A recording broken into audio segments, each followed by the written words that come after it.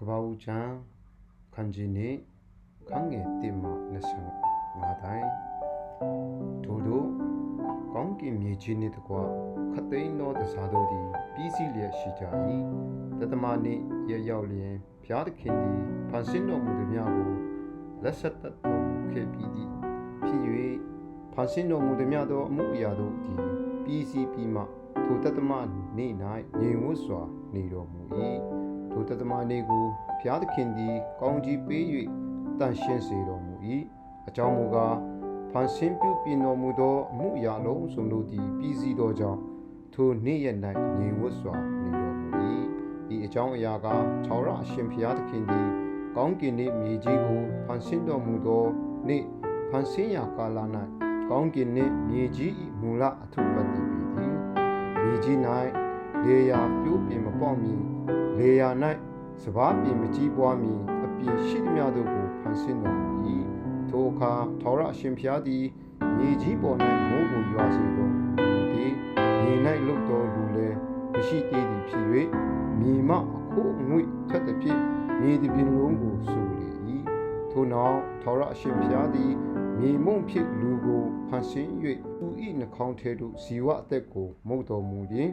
လူသည်အသက်ရှင်သောတတ္တဝါဖြစ်လေ၏ထာဝရအရှင်ဘုရားသခင်သည်အရှိမျက်နာ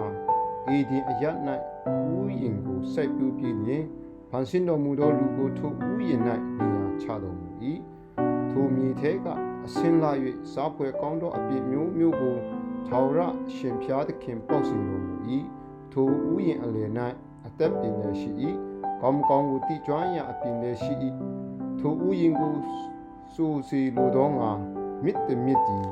အေဒီမြစ်အရတ်ထဲကစီးထွက်သည်ဖြစ်ဥယျင်ပြင်မှာလေးဖြာကွဲ၍မြစ်မှလေးတွယ်ဖြစ်လေ၏ပထမမြစ်ဖြစ်ယုံအမည်ရှိထိုမြစ်သည်ရွှေရှိသောဟာဝိလပြည်နာတစ်လျှောက်လုံးကိုစီးသွားလေ၏ထိုပြည်မှာဖြစ်သောရွှေကြီးကောင်းလာ၏ပတိလတစ္ဆေနှင့်ရှာဟန်ကြောက်လည်းရှိ၏ဒုတိယမြစ်ကကိဟုံအမည်ရှိထိုမြစ်သည်ဥရှပြည်နာတစ်လျှောက်လုံးကိုစီးသွားလေ၏တတိယမြစ်ကဟိတကေလအမည်ရှိထိုမြစ်သည်အာရှုရိတိုင်းအရှိတို့စီးသွားလေ၏စတုထမြစ်ကဥပရမြစ်အမည်ရှိထိုအခါထာဝရအရှင်ဘုရားသခင်သည်လူကိုယူ၍အေဒင်ဥကိုပြုစုနေစေခြင်းငှာထားတော်မူ၏ထာဝရအရှင်ဘုရားကလည်းကောင်းမကောင်းတိကျွမ်းရာအပြင်မှတပါထိုဥယျင်၌ရှိသည်များသောအပြင်တို့၏အသီးကိုတင်သည်စားရသောအခွင့်ရှိ၏ထိုပြင်၏အသီးကိုကမစားရစားသောနေ့၌တွင်ဧကအမှန်တည်ရမည်ဟုလူကိုပညာထားတော်မူ၏ထာဝရအရှင်ဘုရားကလည်းယောက်ျားသည်တယောက်တည်းမနေကောင်းသူနစ်တော်သောအထောက်အမကိုသူ့ဖို့ငါလုပ်အုံးမည်ဟုအကြံရှိတော်မူ၏ထာဝရအရှင်ဘုရားခင်သည်မြေတရိစ္ဆာန်တို့နှင့်မိုးကောင်းကင်နှင့်အပေါင်းတို့ကိုမြေဖြစ်ဖန်ဆင်းတော်မူပြီးလျှင်လူသည်အဘယ်သို့ခေါ်သမုတ်မည်ကိုတိချင်းကလူရှိရာသို့ဆောင်ခဲ့တော်မူ၏လူသည်လည်းအသက်ရှင်သောတတ္တဝါ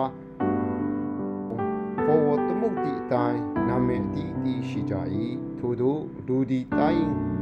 ရင်အပေါင်းတို့ကို၎င်းမိုးကောင်းကင်ညက်အပေါင်းတို့ကို၎င်းတားရဲ့အပေါင်းတို့ကို၎င်းအမည်ပေး၍မဲ့လေ၏သို့တော်လည်းသူလူနစ်တော်သောအထောက်အမမပေါ်ရှိသည်ထိုအခါထာဝရအရှင်ဘုရားသခင်သည်လူကိုကြီးသောအိတ်ချင်းနှင့်အိတ်စေတော်မူ၍လူသည်အိတ်ပျော်စဉ်နံရိုးတစ်ချောင်းကို